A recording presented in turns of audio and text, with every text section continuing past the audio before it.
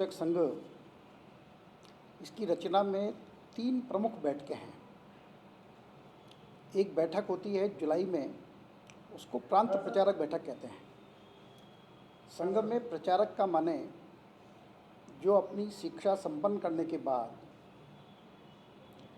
आजीवन संघ की योजना से देश सेवा का व्रत लेते हैं, ऐसे जीवन व्रती महानुभाव संघ में प्रचारक कहलाते हैं। तो ऐसे प्रांत प्रचारकों का यह एक बैठक होती है जिसमें जुलाई में होती है सामान्यतः। दूसरी एक बैठक होती है जो कार्यकारी मंडल की बैठक कहलाती है। तो ऐसी ये कार्यकारी मंडल की बैठक, उसमें लगभग 400 लोग होते हैं और संघ की दृष्टि से पूरे देश को 46 प्रांत और 11 क्षेत्रों में बांटा गया है। जैसे अपना ये जो राजस्थान है, यह एक क्षेत्र है और इसमें 3 प्रांत हैं। तो ऐसे इन 46 प्रांतों के और 11 क्षेत्रों के टोली के कार्यकर्ता, टोली संघ में बोली जाती है, संघ के संघ चालक, प्रचारक और कार्यवाह, ऐसे टोली के कार्यकर्ता, अखिल भारतीय अधिकारी सारे और कुछ चुनिंदा चयनित कार्यकर्ता जो विविध क्षेत्रों में काम कर रहे हैं, विशेष रूप से संगठन मंत्री जो प्रचारक होते हैं सामान्यतः। ऐसे लगभग ये 400 का समूह होता है, ये बैठक होती है, उसको बोलते हैं कार्यकारी मंडल बैठक। पिछली बैठक ये मथुरा के पास में एक स्थान है, वहाँ पर हुई थी और अब आने वाले वर्ष में 30, 31 अक्टूबर, 1 नवंबर को यह जबलपुर में संपन्न होने वाली है। और तीसरी बैठक जो अभी अभी संपन्न हुई है, फाल्गुन कृष्ण सप्तमी, अष्टमी, नवमी, 21, 22, 23 मार्च, यह बेंगलुरु में अभी अभी संपन्न हुई है। उसी बैठक की कार्यवाही के बारे में ही आप सब लोगों को निमंत्रण दिया है, उसकी जानकारी देने के लिए ही। तो इस प्रकार की ये संघ की 3 प्रकार की बैठकों की रचना रहती है। यह जो प्रतिनिधि सभा की बैठक होती है, सर्वोच्च होती है, सबसे बड़ी बैठक होती है और सबसे ताकतवर, जिसमें संघ में जिसको मान्यता प्राप्त है, ऐसी ये बैठक होती है। इसमें जो मैंने अभी बताए कार्यकारी मंडल के, वो लोग तो सब रहते ही हैं। उनके अलावा संघ की प्रांत और क्षेत्र की कार्यकारिणियों के सभी सदस्य, 6 कार्य विभाग संघ के होते हैं, प्रचारक, संघ चालक, कार्यवाह के अलावा बौद्धिक शिक्षण, शारीरिक शिक्षण, व्यवस्था विभाग, प्रचार विभाग, सेवा विभाग और संपर्क विभाग, इनके सारे ही प्रमुख प्रांत के और क्षेत्र के ये सब रहते हैं। अखिल भारतीय स्तर पर जो संघ के चुनाव होकर के प्रतिनिधि बनते हैं, ऐसे प्रतिनिधि भी रहते हैं, इसलिए इसको प्रतिनिधि सभा कहा जाता है। सामान्यतः इसकी संख्या लगभग 1500 के आसपास रहती है। इसमें कुछ विविध संगठनों के चयनित कार्यकर्ता भी रहते हैं, प्रचारकों के अतिरिक्त भी कुछ चुनिंदा कार्यकर्ता इसमें रहते हैं। और इस बार 1482 ये कार्यकर्ता अपेक्षित थे, उसमें से 1443 रहे। लगभग ये 97.37% होता है। इस प्रकार की यह उपस्थिति का प्रतिशत इस बार की बैठक में रहा। इस बैठक में जब प्रारंभ होती है बैठक, तो सबसे पहले अपने देश के ऐसे श्रेष्ठ महानुभाव जिन्होंने अपने जीवन में इस देश और समाज के लिए कुछ अच्छे काम किए हैं और उनका एक सामाजिक जीवन में बहुत बड़ा स्थान है, ऐसे जो सभी महानुभाव पिछली प्रतिनिधि सभा से लेकर अब तक जो दिवंगत हो गए, जो हमारे बीच में नहीं है, उनको माननीय सर कार्यवाह जी के द्वारा श्रद्धांजलि स्वरूप उनके नाम, उनका परिचय और बाद में श्रद्धांजलि होती है। तो ऐसे कुछ नाम मैं पढ़ रहा हूँ। स्वामी प्रणवानंद जी तीर्थपादर केरल के हैं। पूज्य सियाराम बाबा जी, ये मालवा के हैं, सम्माननीय संत। पूज्य संत सुग्रीवानंद जी महाराज, बाबा डेरे के वर्तमान गुरु महाराज। शिरीष महाराज मोरे, पश्चिमी महाराष्ट्र के। डॉक्टर मनमोहन सिंह, अपने पूर्व प्रधानमंत्री जी। उस्ताद जाकिर हुसैन, प्रसिद्ध तबला वादक। डॉक्टर राजगोपाल चिदम्बरम, कोंकण के परमाणु विशेषज्ञ। विवेक देवराय पद्म भूषण और प्रधानमंत्री जी के सलाहकार जो रहे हैं। अपने राजस्थान के संदर्भ में महाराणा महेंद्र सिंह जी और अभी अभी जिनका निधन हुआ है अरविंद सिंह जी मेवाड़ा, अपने जयपुर के कलानाथ जी शास्त्री, और ऐसे ही राष्ट्रीय स्वयंसेवक संघ के जो जिनको प्रांत स्तर का दायित्व रहा, ऐसे ज्येष्ठ कार्यकर्ताओं को सभी को यह श्रद्धांजलि दी जाती है और मौन रखा जाता है। इस प्रकार का यह कार्यक्रम होता है। उसके बाद में राष्ट्रीय स्वयंसेवक संघ के जो सचिव हैं वो पिछली प्रतिनिधि सभा में क्या क्या कार्यवाही हुई थी उसको पढ़ते हैं। कुछ उसमें से छूट गया है, कोई प्रतिनिधि बोलता है कि ये छूट गया है या ऐसा नहीं ऐसा था, तो उसको ध्यान में रखते हुए उसका अनुमोदन होता है। उसके पश्चात माननीय सर कार्यवाही यह पूरे पिछले एक वर्ष में राष्ट्रीय स्वयंसेवक संघ, विविध संगठनों के काम, इसके बारे में ऐसा एक प्रतिवेदन या निवेदन करते हैं सबके सामने। इसका वाचन होता है इसकी प्रमुख बिंदुओं का। उसमें विशेष रूप से अपने कार्य की दृष्टि से संपूर्ण देश भर में विभिन्न स्थानों पर कुछ प्रयोग होते हैं।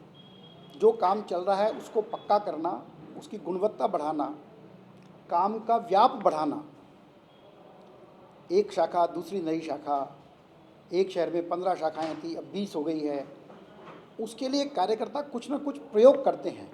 उन प्रयोगों के बारे में कुछ वहाँ के कार्यकर्ता सबके बीच में वो अपने विचार जो उन्होंने प्रयोग किया उसको साझा करते हैं। तो ऐसे प्रयोगों के बारे में वृत्त निवेदन यह संपूर्ण देश भर के कार्यकर्ताओं का पहले से ही पता होता है, किसने कहाँ कैसा प्रयोग किया है। ऐसे चयन करके प्रयोगों का सबका वहाँ आपस में यह साझा होता है।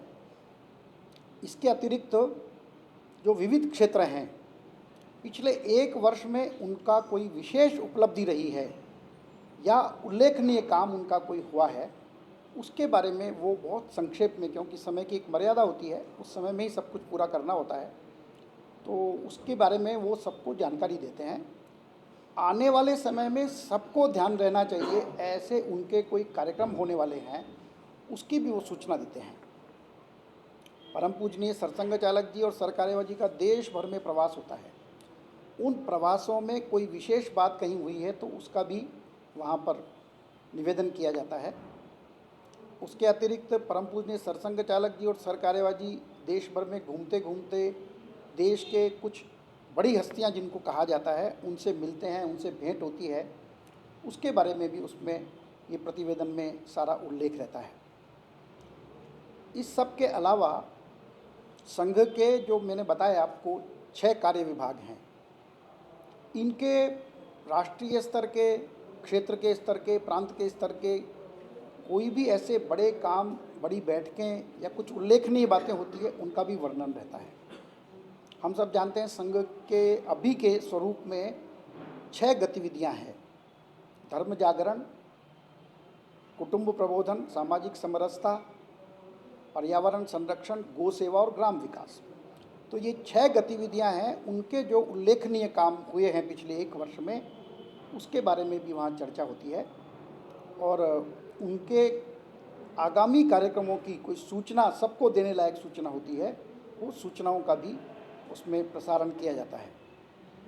तो इस प्रकार से यह पूरा 3 दिन के विभिन्न सत्रों में, सामान्यतया 14 सत्र 3 दिन में मिला करके होते हैं, 1.5 घंटे के।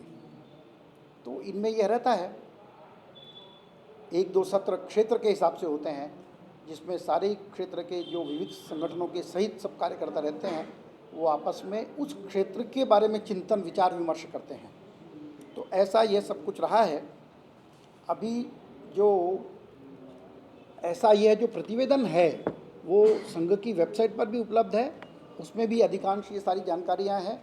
मैं आपको वर्तमान में संघ के कार्य का व्याप कितना है उसकी एक संक्षिप्त जानकारी दे रहा हूँ। 2024 से 2025 में, मतलब पिछले वर्ष की प्रतिनिधि सभा के समय और अब में जो अंतर हुआ है, बढ़ोतरी हुई है, उसकी जानकारी है इसमें। 2024 में 45,600 स्थानों पर संघ की शाखाएं थी। अभी 2025 के वर्ष में 51,710 स्थानों पर संघ की शाखाएं हैं। अब ये स्थान की जो है वो हमारी कल्पना या जो हम परिभाषा करते हैं वो भी आपको थोड़ा समझने की आवश्यकता है। जैसे पूरा जयपुर महानगर है, इसमें लगभग 450 से अधिक शाखाएं लगती है। कोई विद्यार्थियों की है, कोई व्यवसायिक कर्मचारियों की है, विद्यार्थियों में भी स्कूल विद्यार्थी हैं, कॉलेज विद्यार्थी हैं, तो ऐसी 450 शाखाएं लगती है। लेकिन जब स्थान की गिनती होती है तो 29 गिनती होती है। संघ की दृष्टि से यहाँ 29 नगर हैं, इसलिए 29 की ही गिनती इसमें की जाती है। तो ऐसे स्थानों की जब बात करते हैं तो यह 6,000 से अधिक स्थान पिछले एक वर्ष में बढ़े हैं। कुल शाखाएं 24 में 73,117 थी, अभी 83,129, माने 10,000 शाखाएं भी दैनंदिन शाखाएं, नित्य प्रति की जो शाखा लगती है उसको दैनंदिन शाखा बोलते हैं। तो वो 10,000 शाखाएं देश भर में पिछले एक वर्ष में बढ़ी है। ऐसे ही कुछ मिलन होते हैं, वो मिलन नित्य प्रति भी होते हैं और साप्ताहिक भी होते हैं। तो ऐसे जो मिलन होते हैं, जैसे शाखा में जो कार्यक्रम होते हैं वही उस मिलन में होते हैं, लेकिन उसको ध्वज नहीं दिया जाता है जब तक ये पक्का नहीं हो जाए कि 365 में से 365 दिन ये लगेगी ही, नित्य प्रति प्रार्थना होगी ही। तो इस प्रकार का जब तक नहीं होता तब तक हम उसको मिलन बोलते हैं। जो पक्का मिलन हो जाता है बाद में वही शाखा में कन्वर्ट हो जाता है। तो ऐसे मिलन 2024 में 27,717 थे, वो इस बार 32,145 हो गए, माने लगभग 4,500 मिलन ये बढ़े हैं। एक होती है मंडली, 15 दिन में एक बार या एक मास में एक बार 5, 10, 15 कार्यकर्ता बैठकर देश और समाज के बारे में बात करते हैं। कोई गीत बोल सकते हैं, सुभाषित बोल सकते हैं, कोई कहानी बोल सकते हैं, लेकिन उनका ऐसा हर 15 दिन में, एक महीने में मिलना होता है, उसको हम बोलते हैं मंडली। तो मंडली कन्वर्ट होती है मिलन में, मिलन कन्वर्ट होते हैं शाखा में, ऐसा एक क्रम रहता है। तो यह मैंने आपको पूरे देश के कंटेक्स्ट में बताया। राजस्थान के कंटेक्स्ट में 2024 में 6,102 स्थानों पर शाखाएं थीं, अभी 6,839 स्थानों पर शाखाएं हैं, माने लगभग 700 स्थान यह पिछले वर्ष के मुकाबले में बढ़े हैं। शाखाओं की संख्या पहले 9,556 थी, अभी के वृत्त में 10,757 है। तो लगभग यह 1200-1300 स्थान शाखाएं ये बढ़ी है। मिलन 3,903 थे, वो 5,311 हुए हैं, मतलब लगभग 1,400 मिलन बढ़े हैं। मंडली 1,066 थी, वो अभी 785 हैं, माने मंडली अभी कम है, मंडली सब कन्वर्ट हो गई मिलन में, इसलिए मिलन बढ़ गए, शाखा बढ़ गई।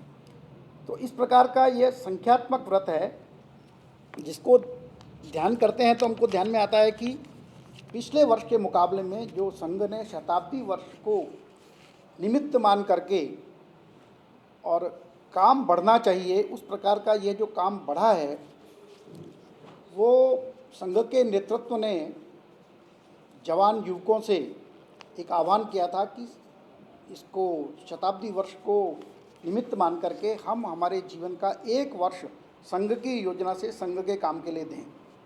तो ऐसे 1 वर्ष देने वाले और 2 वर्ष देने वाले लगभग 3,000 कार्यकर्ता संपूर्ण देश भर में हुए हैं। कुछ जिनका 1 वर्ष पूरा हो गया या 2 वर्ष का संकल्प था तो 2 वर्ष पूरे हो गए तो वो लौट गए।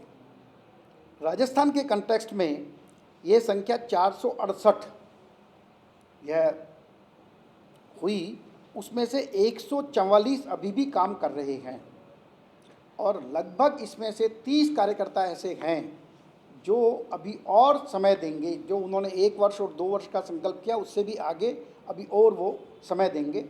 हो सकता है ऐसा ही परिपाटी रही है, बाद में वो आजीवन भी इनमें से कुछ रहते हैं। तो इस प्रकार का यह संघ के इस शताब्दी वर्ष में विस्तार और दृढ़ीकरण के लिए यह जो विस्तारकों का रहा, ये व्रत रहा।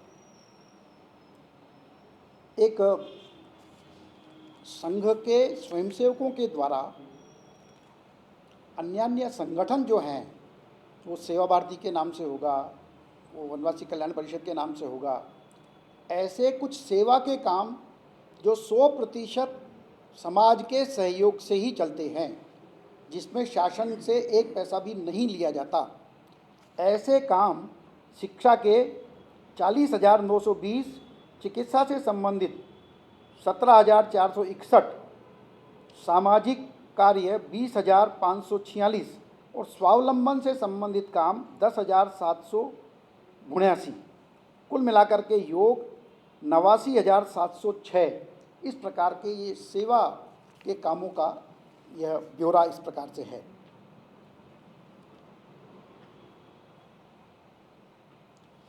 एक यह जो प्रतिवेदन हुआ और वहाँ की बैठक में भी अपने देश के कुछ स्थान,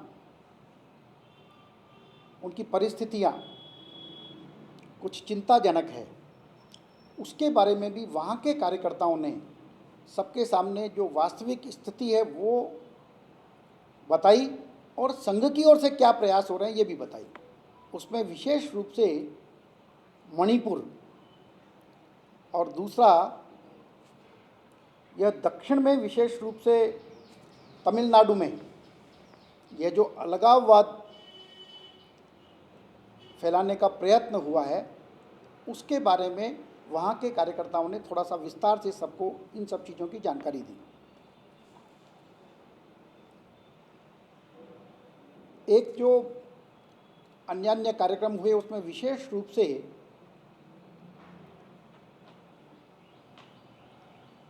अहिल्याबाई होलकर, उनका 300वां जन्म जयंती वर्ष था पिछला वर्ष।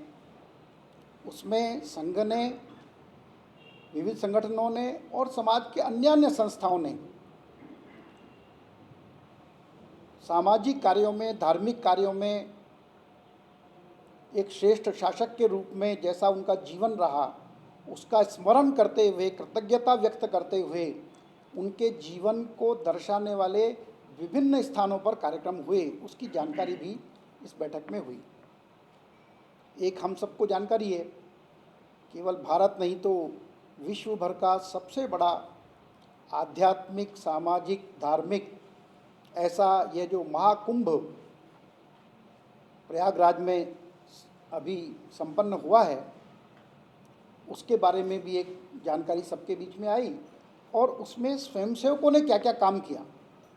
और वर्षानुवर्षों से अपने यहाँ जो कुंभ है, ये केवल मेरे जीवन को सुधारने वाला नहीं है, मुझे स्वर्ग प्राप्त होना चाहिए, मुझे मोक्ष प्राप्त होना चाहिए, ऐसा केवल वो विचार नहीं था।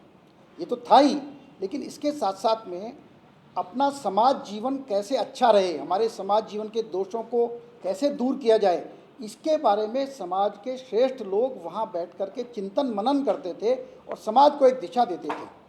ऐसा ही प्रयत्न संघ के कार्यकर्ताओं के द्वारा विभिन्न प्रकार के वैचारिक प्रबोधनों के मंथन के द्वारा वहाँ पर आयोजित हुआ। उसमें से एक जो सेवा का काम नेत्र कुंभ के नाम से हुआ, सक्षम एक संगठन है, उसके अंतर्गत ऐसे उस काम की जिसकी चर्चा माननीय प्रधानमंत्री जी ने भी अपने एक भाषण में की है, तो ऐसा ये नेत्र कुंभ भी हुआ और अन्य सेवा के काम, अन्य वैचारिक मंथन, दुर्भाग्य से भारत को तोड़ने का प्रयत्न करने वाले विमर्श आज देश में चलाने के प्रयत्न हो रहा है। तो ऐसे झूठे, गलत, देश तोड़क विमर्श को तोड़ना और इस देश की भलाई करने वाला, इस देश को पुनः विश्व गुरु पर स्थान पर पहुंचाने वाला, पुनः इस देश को विकसित राष्ट्र के रूप में, परम वैभवशाली राष्ट्र के रूप में स्थापित करने की मानसिकता रखने वाला ऐसे जो विमर्श हैं, उन विमर्शों को स्थापित करने का प्रयत्न इनके माध्यम से हो। तो इस प्रकार का यह सारा व्रत उसमें रखा गया। जैसा हर बार होता है वैसा इस बार भी हुआ ही। अपने देश की जो स्थितियां रहती है, उस स्थिति में ऐसी स्थितियां जिनके लिए स्वयंसेवकों को और विशेष रूप से और समाज के अन्य महानुभावों को भी जिसके बारे में आगाह किया जाना चाहिए, जिनका प्रबोधन होना चाहिए, ऐसे कुछ जो महत्व के विषय होते हैं उन पर यह प्रतिनिधि सभा में प्रस्ताव पारित होते हैं। उसका एक प्रपोजल बनता है, सबके सामने रखा जाता है, फिर संशोधन सुझाते हैं, कुछ उसकी टेक्स्ट में भी परिवर्तन की आवश्यकता लगती है तो वो होता है। ऐसा बहुत विचार विमर्श के पश्चात, और यह स्वयंसेवकों के लिए विशेष रूप से और संपूर्ण देश के लिए संघ का इस विषय में क्या मत है उसको स्थापित करने वाला, इसको प्रतिपादित करने वाला यह प्रस्ताव इस प्रकार का यह रहता है। तो यह एक प्रस्ताव बांग्लादेश की स्थिति को लेकर के हुआ है। हम सबको ज्ञात ही है किस प्रकार से वहाँ की लोकतांत्रिक सरकार का तख्ता पलट किया गया और उसके पश्चात वहाँ के हिंदू समाज और अन्य अल्पसंख्यकों पर अत्याचार किए गए, उनके प्रतिष्ठानों को लूटा गया, आग लगाई गई, उनके साथ सब प्रकार का अमानवीय बर्ताव यह किया गया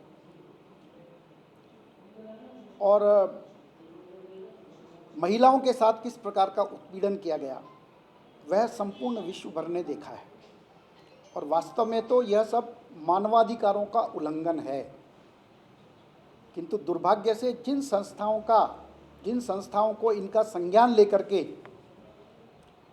उसके प्रति जैसा उनको एक्शन लेना चाहिए था वैसा नहीं हुआ, किंतु भारत में और संपूर्ण विश्व भर में हिंदुओं में इन सब घटनाओं के प्रति एक आक्रोश था। और हमने जयपुर में भी देखा है स्वतः स्फूर्त किस प्रकार का सर्व समाज का यह रैली एक प्रकार का इसका विरोध करने के लिए यह हुई। और ये केवल जयपुर में नहीं तो संपूर्ण देश भर के विभिन्न स्थानों पर और विश्व के भी अनेक स्थानों पर हुई है।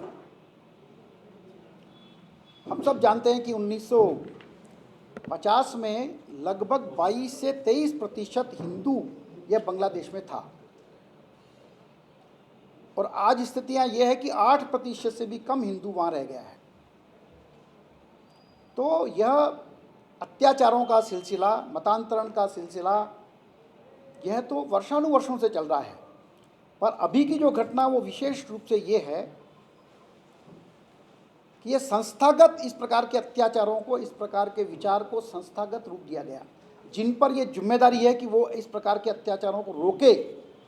शायद ऐसा लगता है कि उन्होंने ही या तो ऐसे जो करने वाले लोग हैं उनकी अनदेखी की और या उनको प्रोत्साहित किया।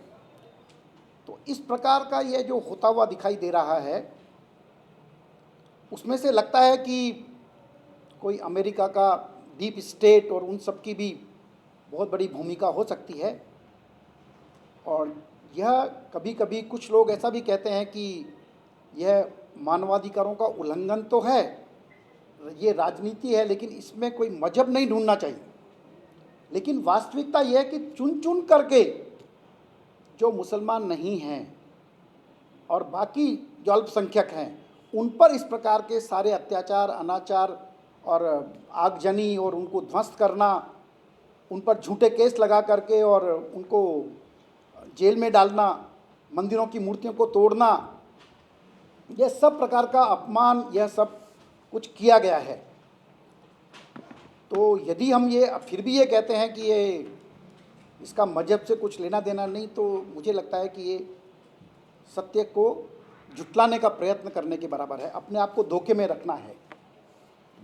तो इस प्रकार का यह जो सब कुछ हुआ है उसके पश्चात भी बांग्लादेश में रहने वाले हिंदुओं ने और अन्य अल्पसंख्यकों ने सब ने लोकतांत्रिक तरीके से, शांतिपूर्ण और संगठित तरीके से इन सब घटनाओं का विरोध किया है। वो संगठित हुए हैं और इस प्रकार का संपूर्ण विश्व भर से उनको ये भावनात्मक समर्थन यह प्राप्त हुआ है। तो ऐसे जो स्थितियां बांग्लादेश में बन रही है, यह विश्व समुदाय को भी और भारत सरकार को भी जैसे भी प्रयत्न संभव हों उन सब प्रयत्नों से बांग्लादेश में हो रहे ये अत्याचार की घटनाओं को बंद होना चाहिए और वहाँ हिंदुओं सहित सभी अल्पसंख्यक सम्मानपूर्वक अपना जीवन जी सकें, इस प्रकार की यह व्यवस्था हो सके, इस प्रकार का एक आह्वान इसमें से किया गया है।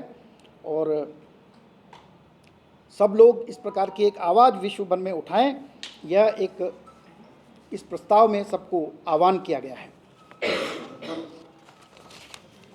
एक दूसरा विषय है, अपने देश में एक महारानी अबक्का हुई है कर्नाटक में, जिन्होंने तत्कालीन समय में पुर्तगाल जो बड़ा ताकतवर शासन था उससे संघर्ष किया। ऐसी महारानी अबक्का का जन्म का ये 500वां वर्ष है। उनकी श्रेष्ठताओं को, उनके प्रति कृतज्ञता ज्ञापन करने को लेकर के संघ के माननीय सर कार्यवाह दत्तात्रेय होसबले जी की ओर से एक वक्तव्य प्रसारित किया गया है, जो आपको दिया ही जाएगा। मैं उसका बहुत संक्षेप में आपको केवल पढ़ कर के सुना रहा हूँ। भारत की महान महिला स्वतंत्रता सेनानी उल्लाल महारानी अबक्का एक कुशल प्रशासक, अजय रणनीतिकार और पराक्रमी शासक थीं। उन्होंने उल्लाल संस्थान दक्षिण कन्नड़ पर सफलतापूर्वक शासन किया था। उनके जन्म की 500वीं वर्षगांठ पर राष्ट्रीय स्वयंसेवक संघ उनकी अजेय विरासत को हृदय से विनम्र श्रद्धासुमन अर्पित करता है। पुर्तगाली आक्रमणकारियों को उन्होंने बार बार में परास्त किया और कूटनीतिक निपुणता के द्वारा उत्तर केरल के राजा सामुद्री जैसे शासकों से उन्होंने सामरिक संधि की और उसके कारण से ही वो पुर्तगालियों को हरा सकी। उनकी रणनीति, शौर्य और निर्भीक नेतृत्व, यह अभया रानी, यह उनको इसी कारण से संज्ञा प्राप्त हुई है। तो उनके प्रति कृतज्ञता का भाव व्यक्त करने के लिए उनके नाम से भारत सरकार ने पहले भी 2 बार स्टाम्प टिकट ये जारी किए हैं। तो ऐसी रानी के प्रति कृतज्ञता व्यक्त करने के भाव से यह एक वक्तव्य जारी किया गया है।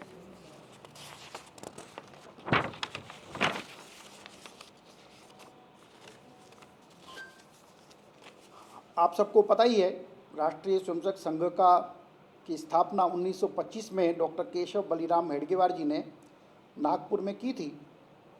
इस हिंदू समाज को संगठित कर भारत माँ को पुनः वैभवशाली स्थान पर पहुँचाना, ये लक्ष्य लेकर के प्रारंभ किया था। उसको इस विजयादशमी को 100 वर्ष पूरे हो जाएंगे।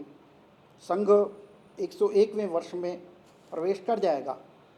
तो जैसा कि आप सबको ज्ञात ही है, राष्ट्रीय स्वयंसेवक संघ कभी भी संघ की जय हो, संघ अमर रहे, ऐसा कभी नहीं बोलता। नित्य प्रति संघ के स्वयंसेवक भारत माता की जय, यही बोलते हैं।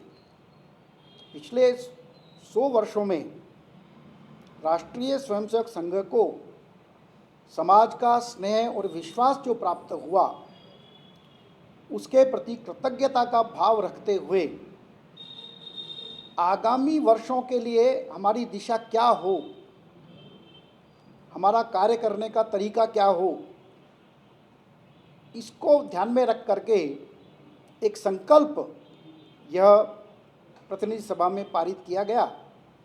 यह कोई प्रस्ताव नहीं है और न ही संघ के शताब्दी वर्ष में यह अपने आप को बहुत बड़ा दिखाने का कोई ऐसा प्रयत्न है। तो 100 वर्ष की यात्रा में संघ ने समाज के स्नेह के कारण से बहुत कुछ किया है, समाज को साथ लेकर किया है। समाज के स्नेह के कारण से ही करना यह संभव हुआ है, किंतु बहुत कुछ करना भी शेष है। और कसक ये भी है कि यह काम अब तक पूरा हो जाना चाहिए था, लेकिन वो शायद कहीं न कहीं हमारी कमजोरी के कारण से, हमारी कमी के कारण से, प्रयत्नों की जो पराकाष्ठा चाहिए थी, शायद वो उसमें कमी रही है, इस कारण से नहीं रहा। अपने गायत्री परिवार के जो श्री राम शर्मा आचार्य जी हैं, वो कहा करते हैं कि असफलता ये दर्शाती है कि सफलता के लिए किए गए प्रयत्नों में कमी रही। तो कुछ रहा होगा ऐसा, अन्यथा डॉक्टर जी ने तो ये स्वप्न संजोया था, याची देही याची डोला, इसी काया से, इसी आँखों से वैसा दृश्य मैं देख सकूं, इस प्रकार का उनका मन था।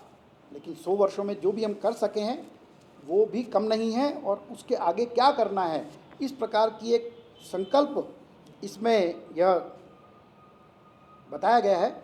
विश्व शांति और समृद्धि के लिए समरस और संगठित हिंदू समाज का निर्माण करना, यह जो संघ का लक्ष्य है। आप लोगों की जानकारी के लिए केवल बता रहा हूँ, 1930 में कांग्रेस का राष्ट्रीय अधिवेशन था नागपुर में। डॉक्टर हेडगेवार, उसकी जो आयोजन समिति थी स्वयंसेवकों की, वॉलंटियर्स की, उस समय वॉलंटियर कहते थे। वॉलंटियर और स्वयंसेवक ये समानार्थी नहीं है, पर उस कंटेक्स्ट में जो भी कांग्रेस का स्वयंसेवक का था उसमें वो प्रमुख थे उसके।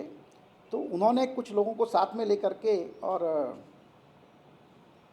गांधी जी को और अन्य नेताओं को ये निवेदन किया था कि कांग्रेस को संपूर्ण स्वातंत्र्य की मांग रखना चाहिए, और साथ साथ में ये कि भारत ऐसा भारत बने जिससे विश्व भर का कल्याण हो, कोई किसी से डरे नहीं, कोई किसी पर अधिकार नहीं जमाए, इस प्रकार का भारत बने। इस प्रकार का वो रेजोल्यूशन या जो प्रस्ताव उनका था वो मान्य नहीं हुआ, वो बाद में मान्य हुआ।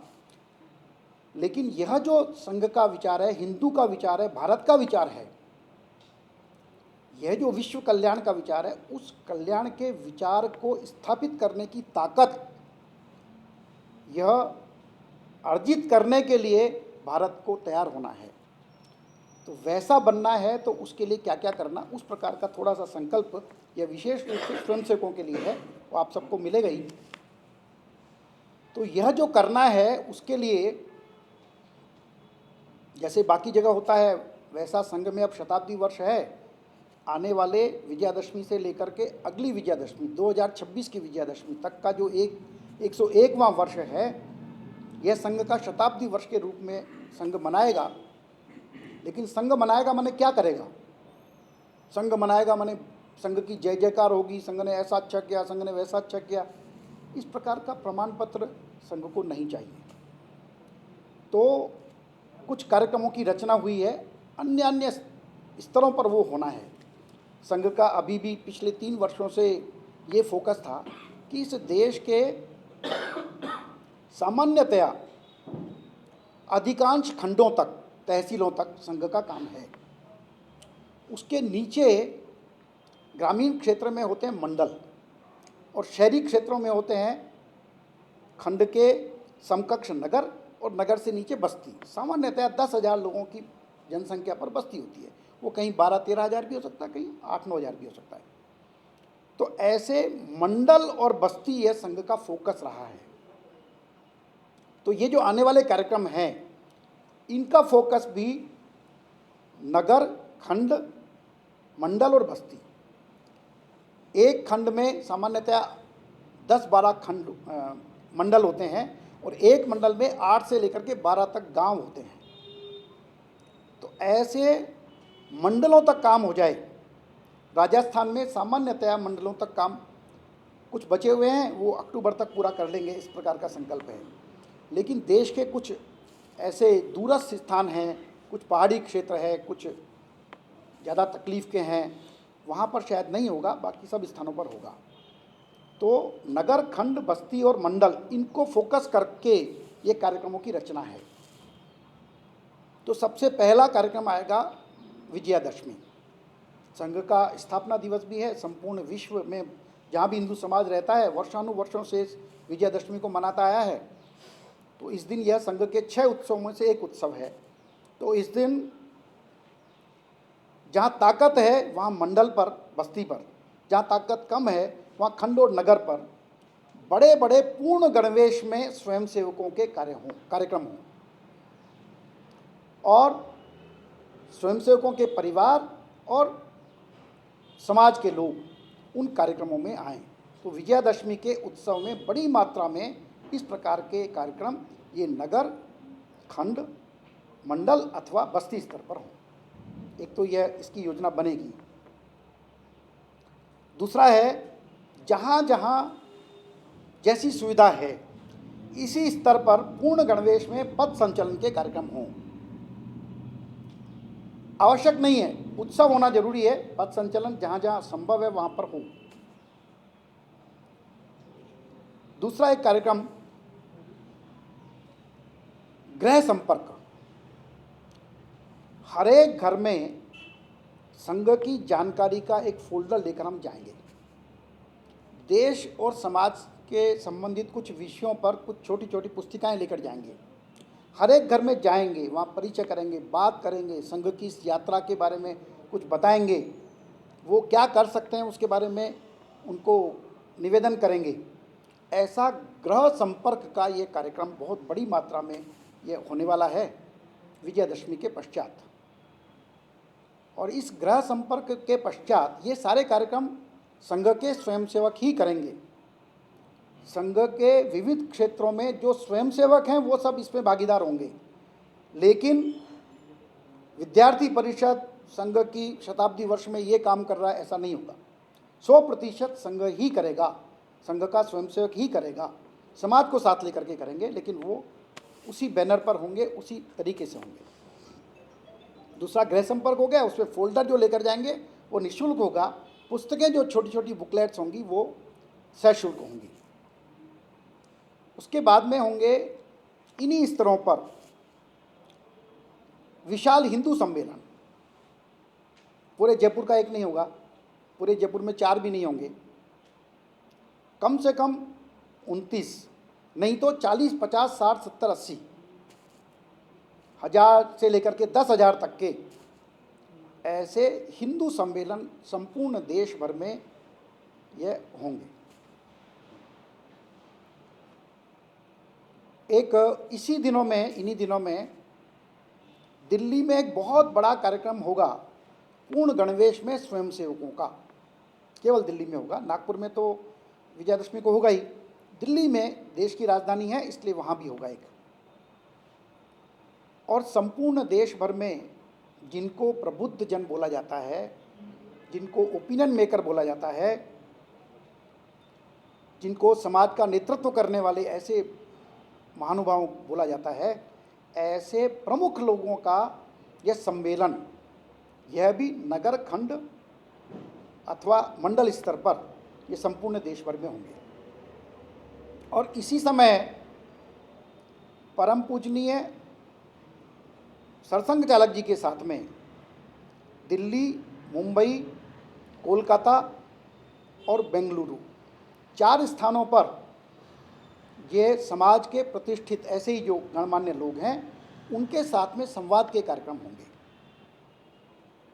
इसके साथ ही संघ के क्षेत्र के अखिल भारतीय अधिकारी प्रांतों के केंद्रों पर या विभागों के केंद्रों पर वहाँ के प्रबुद्ध जनों के साथ में संवाद करेंगे, गोष्ठी करेंगे। तो यह एक प्रबुद्ध समाज के साथ में, उनके साथ में एक संवाद का, गोष्ठी का यह आयोजन संपूर्ण देश भर में होगा। एक और है सामाजिक सद्भाव बैठकें। वो हम परम पूजनीय गुरु जी की जन्म शताब्दी का वर्ष था, 2006 से शुरू कर में प्रारंभ हुआ था, वो अभी भी चल रहा है। नगर और खंड स्तर पर यह होती है। सामाजिक संगठनों के, जाति बिरादरी के प्रमुख यह 3, 4, 6 महीने में एक बार आते हैं, घंटे 2 घंटे साथ में परिचय होता है, समाज की विभिन्न प्रकार के समस्याओं के बारे में, कुरीतियों के बारे में हम सब मिलकर कैसे ठीक कर सकते हैं उसकी चर्चा होती है। तो ऐसी सामाजिक सद्भाव बैठकें ये मंडल, खंड अथवा नगर स्तर पर यह बड़ी मात्रा में संपूर्ण देश भर में होगी। और एक अभी जो संघ का विस्तार हुआ है उस विस्तार को टिकाए रखने के लिए एक पखवाड़ा यह सितंबर 26 में, जिसमें प्रत्येक शाखा पर कोई न कोई कार्यकर्ता जाकर के ये पक्का करेगा कि हाँ ये शाखा लग रही है, माने जो विस्तार किया है वो स्थायी रहे, वो पक्का हो, वो दृढ़ हो। उसको ध्यान करके प्रत्येक शाखा पर कोई न कोई ज्येष्ठ कार्यकर्ता जाकर के और पक्का करेंगे कि हाँ हमारी इतनी शाखाएं हैं। तो इस प्रकार के ये कार्यक्रमों की पूरी श्रृंखला रहेगी। अपने राजस्थान में भी इसकी योजनाएं बनने वाली है। अभी आने वाले समय में संघ के कुछ हर वर्ष की भांति जो प्रशिक्षण वर्ग होते हैं, जिनको संघ शिक्षा वर्ग और आजकल कार्यकर्ता विकास वर्ग बोला जाता है, वो भी संपन्न होने हैं। उनके साथ साथ ही इनकी योजनाएं बननी हैं और क्रमशः ये सब कार्यक्रम होंगे। लेकिन ये सब संघ के द्वारा ही होंगे। केवल हिंदू सम्मेलन ये स्थानीय स्तर पर वहाँ के लोगों की एक समिति बन करके केवल उस कार्यक्रम के लिए होगी। कार्यक्रम संपन्न होने के बाद वो विसर्जित हो जाएगी। बाकी और किसी में भी किसी प्रकार का ऐसा बड़ा भव्य और केवल समाज के लोगों को बुलाना और संघ की वाहवाही करना, संघ के गुणगान करना, ये सारे विषय नहीं रहेंगे। संघ की इस 100 वर्ष की यात्रा के बारे में संक्षेप में जानकारी होगी और समाज के विषय होंगे। विशेष रूप से पंच परिवर्तन यह संघ के नेतृत्व ने आह्वान किया है। वो पिछले 2-3-4 वर्षों में संघ के स्वयंसेवक और विविध संगठनों के सभी सदस्य उनके व्यक्तिगत, पारिवारिक, सामाजिक, व्यावसायिक जीवन में आए वो विषय व्यावहारिक रूप में दिखना चाहिए, उनका प्रकटीकरण होना चाहिए, केवल सिद्धांत नहीं। तो उसका सब प्रयत्न किया गया है। अब हम समाज को भी कहेंगे कि वो करें, और वो पंच परिवर्तन के 5 विषय हैं: कुटुंब प्रबोधन, सामाजिक समरसता, पर्यावरण संरक्षण, स्वयं के प्रति गौरव का भाव,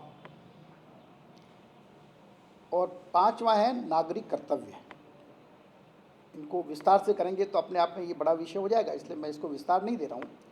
लेकिन संघ का कार्य बढ़े भी, लेकिन समाज में भी ये परिवर्तन आते रहें, ये दोनों काम साथ साथ चलेंगे। तो संगठन में एक संगठन श्रेणी होती है संघ में, वो विस्तार और दृढ़ीकरण का काम देखती है। एक दूसरी होती है जागरण श्रेणी। वो जागरण श्रेणी ये सारे समाज प्रबोधन के, समाज जागरण के इस प्रकार के कामों को आयोजित करती है। तो मैंने जितना मैं संक्षेप कर सकता था उतना संक्षेप करके मैंने आपके समक्ष यह सारा जो प्रतिनिधि सभा की बातचीत हुई है, कार्यवाही हुई है, उसका वर्णन किया है। फिर भी आपको लगता है कुछ कि इस बारे में स्पष्टता नहीं हुई है, तो मैं आपके समक्ष उपस्थित हूँ। संघ की योजना बता दी आगे क्या होगा क्या, लेकिन जो आपने ज्वलंत समस्याएं बताई थी बांग्लादेश की, इसमें जो आपने बताया 2-3 मुद्दे, इनमें संघ की क्या योजना बनी है आगे की, इसके बारे में आपने कुछ नहीं बताया, वो बताइए। संघ की बहुत स्पष्ट मत है कि वहाँ का जो हिंदू समाज है और जो लोकतांत्रिक पद्धति से विरोध कर रहा है, मुकाबला कर रहा है, वो मुकाबला करे संघ का और संपूर्ण हिंदू समाज का। उनको भावनात्मक इस विषय को लेकर के उनके पीछे खड़े हुए हैं और सरकारों से भी निवेदन कर रहे हैं और विश्व भर की जो एजेंसियां हैं उनसे भी निवेदन कर रहे हैं कि ये मानवाधिकारों का उल्लंघन है, इसको रोका जाना चाहिए। तो उनके साथ में खड़े हैं। बाकी तो प्रत्यक्ष रूप से संघ का स्वयंसेवक वहाँ जाकर कुछ नहीं कर सकता, समाज में, हिंदू समाज में प्रबोधन कर सकता है और हिंदू समाज में इस प्रकार का भाव दृढ़ हो इसका प्रयत्न कर सकता है। वो प्रयत्न संघ कर रहा है। क्या इसमें राजनीतिक चर्चा भी हुई थी सरकार के कामकाज को लेकर, क्योंकि संघ के विचारों की सरकार? देखिए, संघ के कुछ कार्यकर्ता राजनीति में हैं और इस नाते से वो संघ की बैठकों में आते हैं, लेकिन किसी भी प्रकार की कोई भी राजनीतिक चर्चा संघ के एजेंडे में ऐसी बैठकों में बिल्कुल नहीं होती। और सरकार को क्या करना चाहिए ये सरकार को तय करना है। लेकिन यह निश्चित बात है कि संघ का ये मत है कि समाज के साथ साथ में सरकार को भी जो भी उपाय इसके लिए उचित लगता हो वो सब करना चाहिए, उसमें किसी भी प्रकार की कसर नहीं रहना चाहिए। इस प्रकार का संदेश तो ये राजनीतिक क्षेत्र के लोगों को जाता ही है, जाना ही चाहिए। वैसे बांग्लादेश में जो हालात हुए उसमें सरकारों की जो भूमिका रही है उसको लेकर चिंता नेशनल फोरम पर भी जताई गई है। संघ खुल के उसको अगर कुछ कहे तो उस पर समझ में आता है। तो संघ किस दृष्टिकोण से सरकार की भूमिका को देखता है? देखिए, ये जो बांग्लादेश वाला मुद्दा है ये व्यक्ति को भावनाशील होना चाहिए, लेकिन भावुक नहीं होना चाहिए। भावनाशील होना ये गुण है भावुक होना और दूध के उफान की तरह उफनना और फिर जरा सा छींटा लगे और बैठ जाना, इस प्रकार का व्यवहार कभी भी अच्छा नहीं होता और दूरगामी उसका दुष्परिणाम होता है, कभी भी अच्छा परिणाम नहीं होता। सीधा सीधा बहुत सारे लोगों को लगता है कि संघ डिक्टेट कर सकता है सरकार को, लेकिन हमारे संबंध ये स्विच को ऑन करने और ऑफ करने वाले नहीं हैं। सारे ही विविध संगठन राजनीतिक क्षेत्र के सहित स्वतंत्र, स्वायत्त, स्वावलंबी हैं। वो अपने निर्णय स्वयं लेते हैं। नीतिगत दृष्टि से उनको पता है कि इस देश हित के को ध्यान में रख करके हमको निर्णय लेना है, तो वो सब लोग समर्थ हैं, वो ऐसा निर्णय लेते हैं। अब ऐसे जो विश्वव्यापी विषय होते हैं उनके बारे में हर एक बात को संघ को उनको पूछना चाहिए, उनको बताना चाहिए, ये अपेक्षित भी नहीं है। बहुत सारे विषय कूटनीतिक होते हैं, उनके करने के होते हैं, वो करते हैं। इसी को लेकर वैसे भी सवाल आ रहा है कि हिंदुओं को लेकर चिंता बांग्लादेश में जाहिर कर दी गई, लेकिन बांग्लादेश से जो घुसपैठ हो रही थी इसकी भी संघ ने बहुत मुखरता से विरोध किया था, उसको लेकर आपको क्या लगता है? देखिए, एक ही समय पर बहुत सारे विषयों को लेना संभव नहीं होता है, और जो बांग्लादेश की घुसपैठ है और उसके बारे में संघ के रेजोल्यूशंस हैं, पहले भी प्रस्ताव संघ ने पारित किए हैं। ये घटनाक्रम अभी अभी हुआ है, इसलिए इस ध्यान में रख करके उसको बताया है। और बांग्लादेश की परिस्थिति और वहाँ पर हिंदुओं का किस प्रकार से अत्याचार होता है उसके बारे में पहले भी संघ ने बोला है, लेकिन अभी अभी ये घटनाक्रम हुआ है, इसको लेकर के और वहाँ के हिंदू समाज और वहाँ के अल्पसंख्यकों पर जो अत्याचार हो रहे हैं उसके साथ विश्व समुदाय, भारत का हिंदू समाज, यह उनके पीछे खड़ा रहे, भावनात्मक रूप से ही सही, तो उनको बहुत बल मिलेगा।